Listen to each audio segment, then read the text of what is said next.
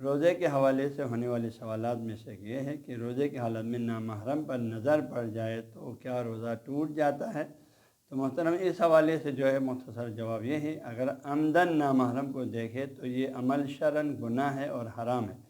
ہاں جی، اس سے روزہ تو نہیں ٹوٹے گا لیکن روزے کے ثواب میں کمی آئے گا، روزہ اندر سے کھوکھلا ہو جائے گا،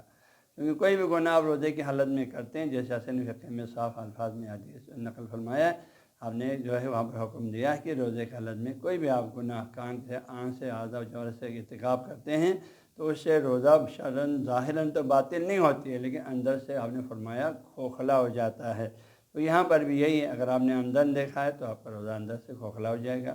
سب ہر چیز ظاہراً نہیں باطل نہیں ہوگا۔ لیکن اگر غیر اختیاری طور پر نظر لگ جائیں اور فوراً آپ نے نظر ہٹا دیا، ہاں جی، اللہ کے خوف کی بنیاد پر، تو پھر آپ کا روزہ پر کوئی اثر نہیں پڑتا۔